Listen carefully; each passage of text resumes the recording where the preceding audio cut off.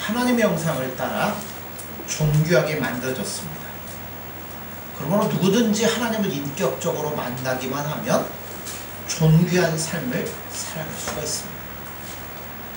그러나 어리석은 사람들은 그러한 하나님을 찾지 않고 눈에 보여지는 부나 재물이나 권력을 의지합니다. 그래서 인간에게는 두 종류의 삶이 있을 수 있습니다. 하나는 우리 인간이 참으로 천사보다 더 귀한 존재로 아름답게 사는 삶이 있는가 하면, 반면에 더러운 짐승처럼 욕망을 쫓아 살아갈 수도 있다는 겁니다. 그렇다면 이 두 가지의 삶의 갈림길이 무엇일까요? 그것은 깨닫느냐 깨닫지 못하느냐입니다. 즉 예수님을 알고 사랑하고 그분을 의지하며 깨닫느냐 그렇지 않느냐에 따라서 두 가지의 삶은 전혀 다르게 나타날 수 있는 겁니다. 오늘 본문에서 시편 기자는 세 가지의 주제를 제시를 하고 있습니다. 본문을 읽어보면 딱 세 가지예요. 첫째는 부, 돈이 뭔가, 재물 뭔가. 두 번째는 진리, 그리고 마지막은 죽음입니다. 물론 여기서의 죽음은 뭘 의미하냐면 하나님의 심판을 의미합니다. 사람은 얼마든지 부를 위해 살아갈 수 있습니다. 그러나 성경이 말씀하기를 그렇게 부를 위하는 삶은 멸망할 짐승과 같은 삶이고 하나님의 심판을 절대 견딜 수 없다라고 말씀합니다.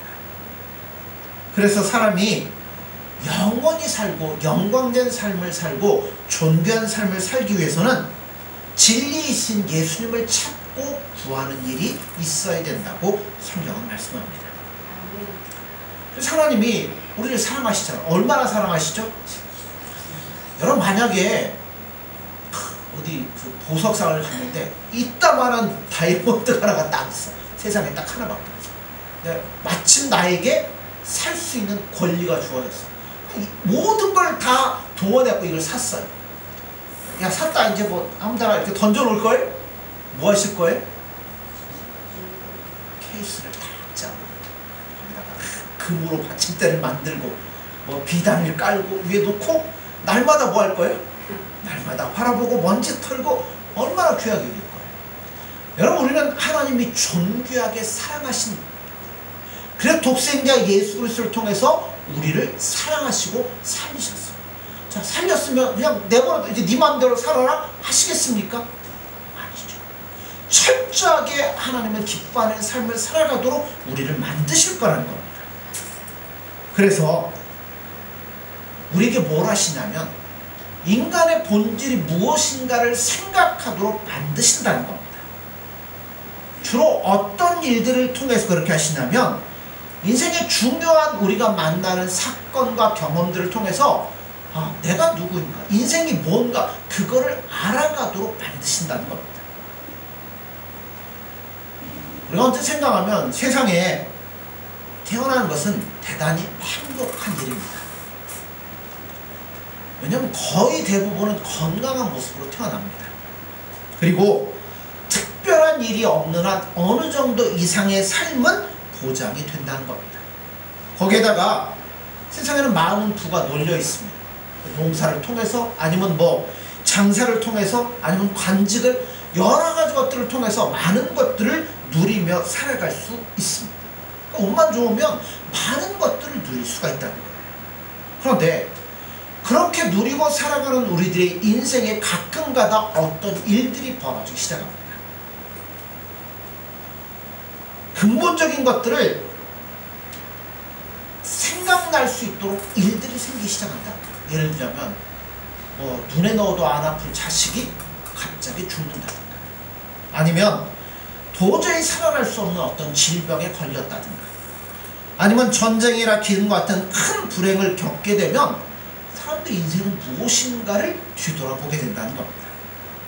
그래서 건강하게 돈이나 벌고 큰 고통 없이 풍족하게 사는 것이 인생의 전부인가 하는 것을 뒤돌아보도록 만든다는 겁니다. 한평생 건강하고 문제없고 돈 많아서 행복하게 사는 것이 여러분 정말 그 사람의 성공적인 삶이 될 수 있을까요? 오히려 사람이라면 누구든지 뭐 해야 되냐면 고민을 해야 되고 몸부림을 쳐야 되는 겁니다. 그래서 내 인생의 의미를 반드시 찾아야 되고 인생의 수수께끼를 풀어야만 제대로 살 수 있다는 겁니다. 사람이 이 땅을 살면서 가장 든든한 게 있다면 재물을 많이 쌓아두고 사는 것이 사람들의 모습일 겁니다. 그러나 왜냐하면 재물이 많으면 할 수 있는 게 많아요. 뭐 좋은 차도 사고 좋은 집도 사고 좋은 옷도 입고 좋은 데도 놀러 다니고 돈이 많으면요 할 게 참 많아요. 그러나 세상에는 재물의 힘만으로 재물 가지고 할 수 없는 게 있다는 겁니다. 자, 5절에서 7절을 보세요. 49장 49편 5절에 7절을 보세요. 죄악이 나를 따라다니며 나를 애워싸는 환난의 날을 내가 어찌 두려워하랴. 자기의 재물을 의지하고 부유함을 자랑하는 자는 아무도 자기의 형제를 구원하지 못하며 그를 위한 속전을 하나님께 바치지도 못할 것은 이라고 합니다. 이게 어려운 표현이 하나가 나와요. 죄악이 나를 따라다니며 나를 애워싸는 환난의 날이라고 했어요. 이게 무슨 얘기일까요? 자, 이거는 우리가 이렇게 생각을 해보면 좋겠어요. 하나님께서는 하나님을 사랑하는 의인들에게는 미리 환난을 주셔서 뭐를 멀리하도록 만드냐면 죄를 멀리하도록 만드신다는 겁니다. 그래서 하나님은 하나님이 선택하고 구원받은 자들로 하여금 이 땅에서 환난을 통과하게 하심으로 그 사람 안에 있는 모든 교만과 죄악의 찌꺼기를 다 짜내도록 만드신다는 겁니다. 그래서 의인들은 이 땅을 살아가면서 재물을 의지하지 않고 오직 예수님만을 바라보도록 만드신다는 겁니다. 우리는 세상을 살면서요 돈만 있으면 웬만한 거는 다 할 수 있습니다. 막 저희 동네에도요 포르쉐 조그만 차가 하나 있어요. 어젠가도 아침에 뿌앙 소리가 다른 차들하고 소리가 달라요. 시동을 키면 뿌앙 그러더니 이제 막 가는데요. 돈이 있으면 그런 비싼 외제차 집 한 채 값이더라고요. 뭐 4억 5억 7억 막 이런데 집 한 채를 이제 타고 다녀요. 자, 차만 비쌉니까? 그거 타고 다니려면 뭣도 내야 돼요? 네, 세금도 비싸죠. 보험료도 비싸죠. 기름도 비싼 거 넣어야죠. 유지비니 뭐 엄청나게 들어갑니다. 근데 돈 있으면 그거 아무 문제 없어요. 마음껏 할 수 있습니다. 또 자녀들에게도 돈 마음껏 주고요. 뭐 좋은데 유학 보내고요. 얼마든지 할 수 있다는 겁니다. 그런데 오늘 본문에서 말하는 게 그거예요. 그 많은 재물도 무엇을 막을 수 없냐면 우리에게 다가오는 죽음은 막을 수 없다는 겁니다. 그리고 여러분 우리가 죽고 나면 우리 앞에 뭐가 있어요? 하나님의 심판이 있다고 분명히 말씀합니다. 그때 심판이야말로 죄악이 그를 애워싸는 환난이라고 말할 수 있다는 겁니다. 그 많은 재물이 여러분 하나님의 심판에서 우리를 건져낼 수 있습니까? 절대 없습니다. 돈으로 다른 건 다 살 수 있어요. 집도 사고 명예도 사고 모든 거 할 수 있어요. 그러나 영생만은 살 수가 없다는 겁니다. 예전에 우리 뭐 여름성악회 할 때 부른 노래 있잖아요. 돈으로도 못 가요 하나님 나라, 뭐 만착해도 못 가요, 뭐 이런 거 있잖아요. 오직 믿음으로 가는 나라 하나님 나라. 세상에 있는 모든 보물과 부귀영화를 다 바쳐도 영원한 생을 살아갈 수는 없다는 겁니다. 왜냐하면 여러분 예수님은요 한 영혼을 뭐보다 귀하다고 그랬어요? 천하보다 귀하다고 그랬어요. 그러니까 여러분은 삼성보다 귀해요. 현대자동차보다 더 귀해요. 구글보다 귀해요. 우리가 못 느껴서 그렇지 예수님은, 하나님은 우리를 그렇게 대해주시고 있다는 겁니다. 그래서 성경에서 영생한다는 것은 바로 다른 게 아니에요. 영생하면 우리가 누구 앞에 살아요? 예수님 앞에 살 거 아니에요. 하나님의 영광 안에 들어가는 것이고 그 영광 가운데 거하는 것이 바로 영생이라고 성경은 말하는 겁니다. 그래서 이 세상에 돈 가지고 그 영광을, 하나님의 영광을 살 수 있습니까? 못하죠. 돈으로 인생을 살겠다고 생각하는 사람은 그래서 처음부터 인생의 단추를 잘못 끼운 것과 같다는 겁니다. 그런 사람들은요, 자신의 인생이 얼마나 귀한지, 가치 있는지를 모르기 때문에 그렇다는 겁니다. 우리 인생은요, 무한한 가능성을 가지고 태어납니다. 그런데 그 가능성은 죽어있는 가능성이기 때문에, 죽어있는 능력이기 때문에 돈 같은 것으로는 그걸 살릴 수가 없다는 겁니다. 오직 하나님을 믿고 하나님이 주시는 성령의 능력을 받아야 우리 안에 있는 능력이 살아나게 되는 겁니다. 이거는 오직 하나님의 독생자이신 예수 그리스도의 보혈의 피를 믿는 것으로밖에는 우리에게 주어질 수가 없다는 겁니다. 그러니까 지혜로운 사람은요, 뭐부터 해야 돼요? 내 영혼부터 살리는 일을 해야 된다는 겁니다. 가장 먼저 자기 영혼부터 건져놓고 그 다음에 다른 걸 생각하는 거예요. 자, 그래서 우리가 영혼을 건져놓으면 그 다음은 누가 일하시냐면 예수님이 일하신다는 겁니다. 어디로요? 아니요. 실만한 물가 조작은 다음이고요. 그 전에 해결하는 게 있어요. 우리로 하여금 하나님의 환난의 고난의 프로그램을 통과하도록 만드시는 겁니다. 그래서 철저하게 교만을 버리고 예수님만 의지하는 사람이 되도록 만들어 주십니다. 자, 그러면 그 다음부터 어디로 가는 거예요? 쉴만한 물가와 푸른 초장으로 우리를 끌고 가신다는 겁니다. 그런 사람에게 재물이 주어지면 그 재물 가지고 자기 욕심대로 안 살고요. 뭘 어떻게 살겠어요? 하나님이 맡겨주신 것으로 알고 그것으로 하나님이 기뻐하는 뜻대로 사용하며 살아갈 수가 있다는 겁니다. 근데 이와는 반대로 영혼부터 건지지 않고 일단 재물을 가지고 자기 인생을 지키려고 하는 사람은 처음부터 길을 잘못 들어선 겁니다. 그렇기 때문에 결국 뭐를 견디지 못해요? 하나님의 심판을 견디지 못할 것이며 자기 영혼을 영원한 죄악의 환난 가운데 집어던지고 말 것이라는 겁니다. 사람은 누구나 한번 태어나면 다 죽게 돼 있습니다. 그럼에도 어리석은 사람들은 죽음을 생각하려고 하지 않습니다.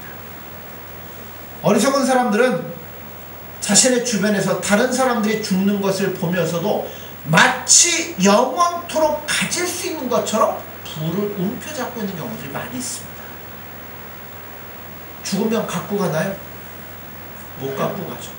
그 사람들도 알아요. 이거 한만 벌어봐야 죽을 때 하나도 못 가져간다는 걸 다 알고 있습니다. 그럼에도 왜 그렇게 살까요? 진정으로 가치 있는 인생이 무엇인가를 모르기 때문에, 예수님을 못 만났기 때문에 그럴 수밖에 없습니다.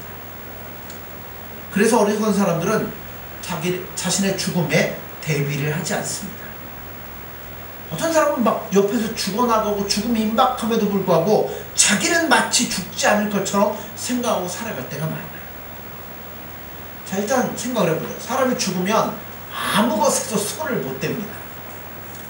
그가 모은 재산 이제는 다 누구 거예요?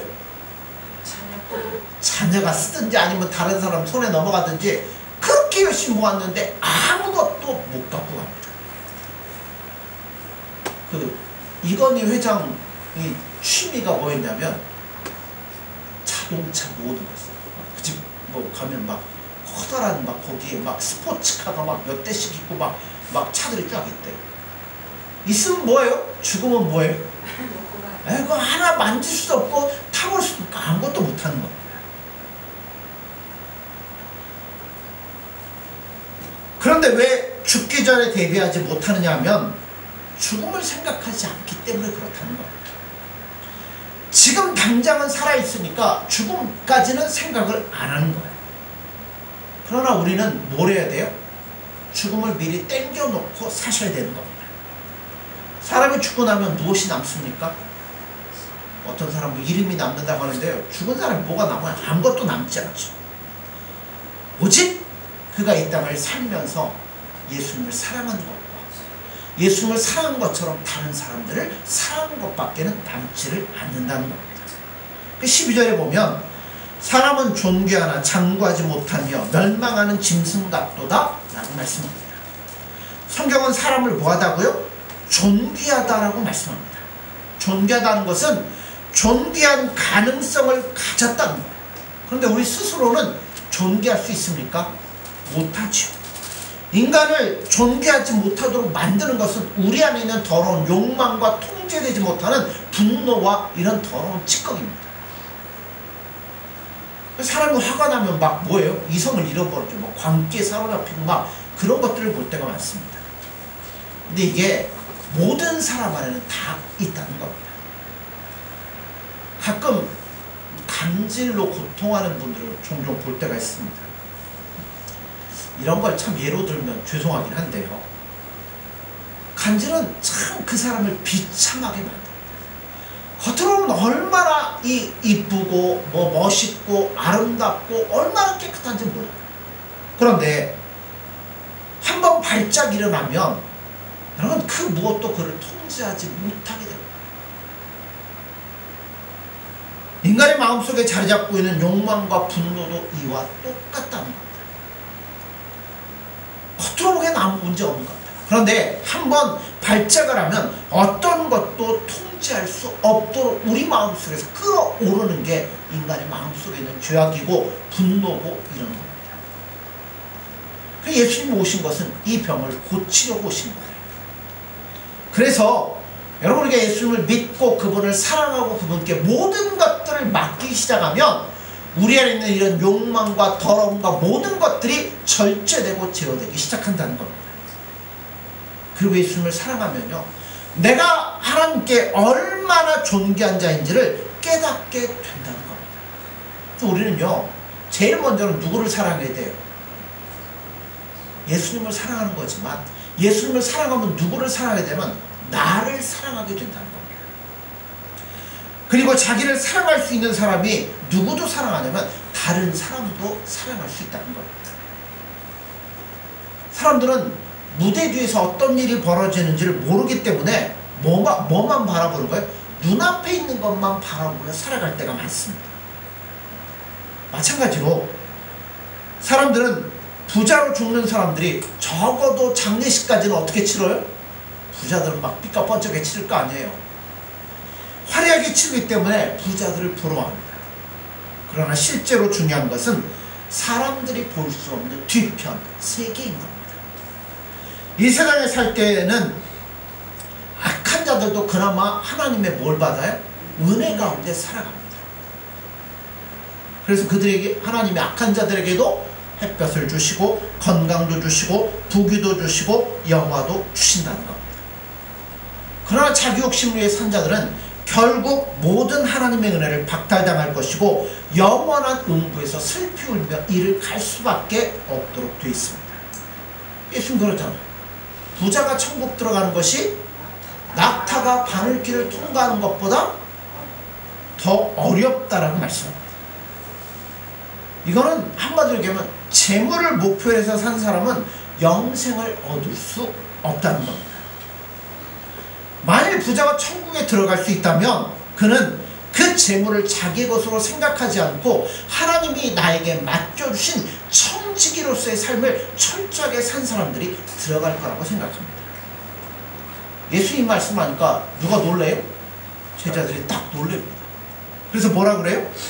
그럼 예수님 누가 천국에 들어갑니까? 왜 이 질문을 해요?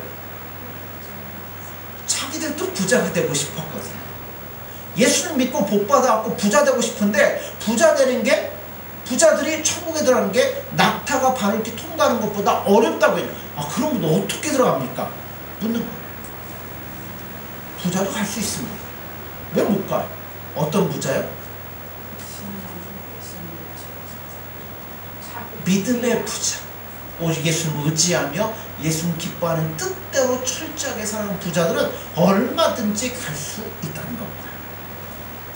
그러면 의로운 자들은, 부자는 못 간다면 그럼 이 예수님 앞에서 의로운 자들은 어떻게 될까요?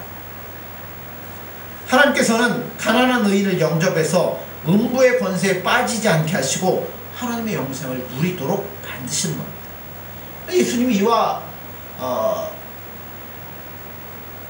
유사한 비유를 많이 말씀하셨어요. 그 중 하나가 뭐냐면 부자와 거지 나사로의 이야기입니다. 부자는 세상에서 모든 것들을 다 누린 사람입니다.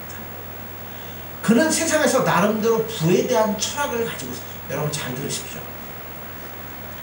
그가 갖고 있는 이 철학은 뭐였냐면, 세상에서 물질적인 복을 많이 받고 잘 사는 것이 하나님이 주시는 복이고, 고난받고 연단받는 사람들은 게으르고 능력이 없으며 믿음이 없어서 그렇다라고 생각을 했습니다.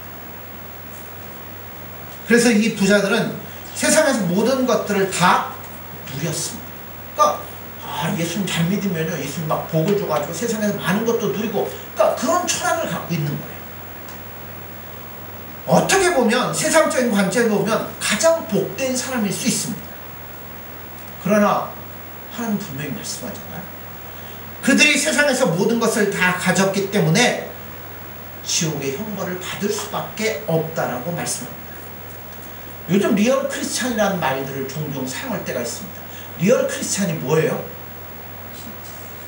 신실한 믿음을 가진 크리스찬이 아닙니다. 뭐라고 얘기하냐면 이렇게 얘기를 해요. 젊은 나이에 좋은 대학을 나와서 뭐 고시에 합격하거나 아니면 외국에서 공부하고 박사학위를 받아서 뭐 사업에 성공한 사람들이 교회에 와서 교회에서도 인정을 받아 중직에 올라간 사람들을 이야기를 합니다. 그걸 리얼 크리스찬이라고 사람들이 얘기한대요. 이상적이죠? 세상에서도 명예와 뭐 물질과 모든 것들을 가지고 있고, 교회에서도 중직에서 목소리 힘을 내고 얼마나 좋아요. 돈도 있고 믿음도 있고, 기왕이면 가온치마 도랑치고 가재 잡고 제비 틀어 제비 둥지 틀어 뭐라 그러죠? 하는데, 여러분 잘 생각하세요. 예수님 뭐라고 말씀하냐면 우린 세상의 두 가지를 동시에 가질 수 없다라고 말합니다. 둘 중에 하나는 포기해야 공평한 거예요. 영생을 위해서 세상에서 고난의 길을 가든지, 아니면 세상에서 모든 것들을 누리고 영생을 포기하든지, 둘 중에 하나라는 겁니다. 나사로는 뭐 먹고 살았어요? 부자가 떨어뜨리는 네. 부스러기. 부자의 집 대문에서 떨어지는 부스러기를 먹고 살았습니다. 그는 모든 것을 가진 자들에게서 부스러기 은혜라도 얻어먹으려고 했던 이방인이나 죄인들을 상징하는 것입니다. 그러나 그는 철저하게 예수님을 사랑했고 하나님을 의지했기 때문에 멸망하지 않고 영생을 얻을 수 있었습니다. 가난한 의인들은 부자들을 더 잘 그러니까 가난한 의인들 볼 때는 참 속이 터져요. 여러분 속 안 터지십니까? 나는 믿음으로 열심히 아동바동하며 살아가는데 예수님 안 믿는 저들은 막 떵떵거리며 사는 걸 보면 여러분 마음이 속상해요? 안 속상해요? 여러분들은 믿음이 워낙 좋아서 저는 속상해요. 속상할 수밖에 없는 게 사람의 모습이에요. 그러나 예수님 볼 때 이런 말씀을 하시죠. 중요한 것은 이 땅에 많은 것을 쌓아놓는 것이 아니라 하늘에 쌓아놓는 것이 중요하다고 말씀합니다. 물론 세상에 재물이 많으면 쓸 수 있는 기회들이 많습니다.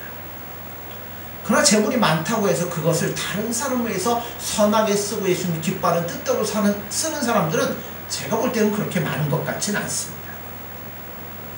그래서 재물이 많은 것보다는 여러분 믿음이 많은 것이 훨씬 중요한 겁니다. 만약에 내가 돈이 없으면요 다른 것으로 하면 돼요. 예? 가서 말로 상대를 해주던가 아니면 몸으로 때우면 되는 겁니다. 이 모든 것들이 천국에 다 상급으로 쌓여지는 것입니다. 그러면 부자가 한 건 뭐겠어요? 그냥 재물을 쌓아놓기만 한 겁니다. 쌓아놓기만 했어요. 다른 사람이 훔쳐갈까봐 그거를 지키고 있었죠. 즉 하나님이 주신 기회를 전혀 사용하지 못하고 있는 겁니다. 결국은 기회는 많이 있는데 그 기회들을 전혀 사용하지 못하기 때문에 하나님의 심판대에서 빈손으로 서게 될 수밖에 없다는 겁니다. 결국 돈으로 사람이 할 수 있는 것은요, 딱 그거밖에 없어요. 자기를 축하하는 거죠. 왜냐면 돈 많은 사람 앞에는 누가 많아요? 사람들이 많이 꼬이죠. 왜냐하면 돈이라도 좀 얻어볼까, 부스러기도 얻어볼까, 많은 사람이 꼬이죠. 그러니까 사람들도 축하를 받고 칭찬은 받을지 모르지만 예수님 앞에서는 아무것도 아니라는 겁니다. 그래서 세상에서 하나님께서 나를 가난하게 하시고 오직 하루하루 하나님을 의지하여 살게 하시는 것은 나를 사랑하지 않는 것이 아니라는 겁니다. 여러분, 이스라엘 백성들이 출애굽을 하고 메마른 광야를 건널 때 뭐가 있어요? 아무것도 없잖아요. 그냥 낮에는 구름기도, 밤에는 불기도, 아침에는 만나, 때로는 가끔 메추라기. 그 만나도 뭐예요? 쌓아놓지도 못하고 하루면 끝나요. 그러니까 매일매일 뭐 해야 돼요? 그렇죠. 하나님의 은혜를 구하고 예수님만을 바라보며 나아갈 수밖에 없어요. 근데 굶어 죽었습니까? 하나님 원망하고 비방하다 죽은 자는 있어도요, 굶어 죽은 자 하나도 없고요, 옷이 헤어지지도 않았다고 말씀합니다. 우리가 연약하고 부족하고 모든 것들이 우리의 뜻대로 되어지지 않을 때 여러분 낙심하지 마세요. 우린 지금 우리 안에 있는 더러운 욕망과 죄악의 찌꺼기들을 짜내고 있는 하나님의 시험의 기간을 지나고 있다는 거예요. 아멘. 그래서 그걸 통해서 하나님을 보고 예수님을 더욱더 하루하루 사랑할 수 있는 모습으로 우리를 만들어가고 있다는 겁니다. 그러니까요, 나를 사랑하지 않는 게 아니라 나를 누구보다도 예수님은 사랑하고 계시다는 겁니다. 그럼 그렇게 사는 게 복이에요.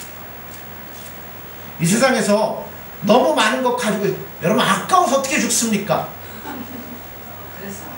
죽으려다가도 뻘떡 일어날 것 같아요. 막 통장에 막 몇십억씩 있고 땅이 막 몇만 봉지 있으면 어떻게 죽어요? 죽으라고 해도 막 발딱 일어나가지고 그걸 누리고 살아야지. 없으면요, 예수 뭐라고 뭐예요? 여기보다 저기서 좋은 게 많은데요 뭐. 그래서 우리가 이 세상을 살면서 귀한 믿음을 지키는 것이 제일 소중한 겁니다. 그런데 우리가 또 해야 될 게 있어요. 내 믿음을 지키고 예수님을 사랑하는 것이 우리가 사는 길이고 존귀하게 되는 것이고 영원한 삶을 살아가는 겁니다. 그런데 성경에 말씀하죠.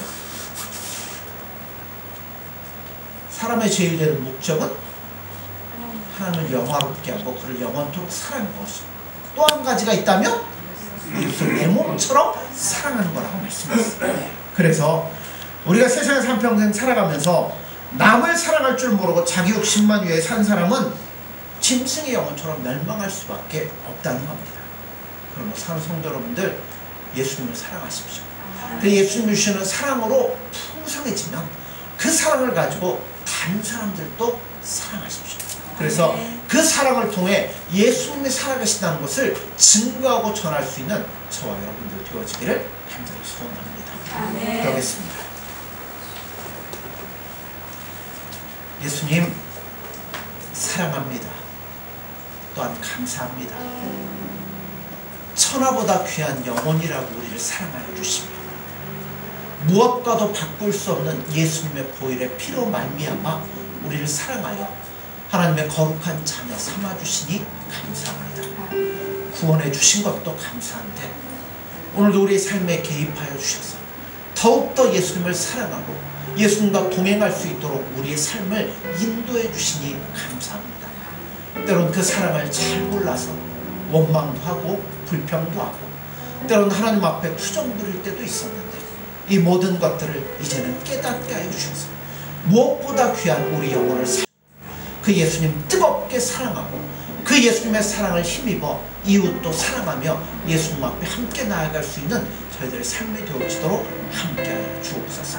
오늘도 모든 것 다 내려놓고 예수님만을 바라보며 나아갈 때 예수님 우리 삶을 주관하여 주시고 인도하여 주셔서 부족함이 없는 삶이 될 수 있도록 도와주시고 예수님의 품 안에서 예수님과 즐거워하며 기뻐하며 이 길을 걸어갈 수 있는 복되고 아름다운 삶이 될 수 있도록 은혜를 더하여 주옵소서.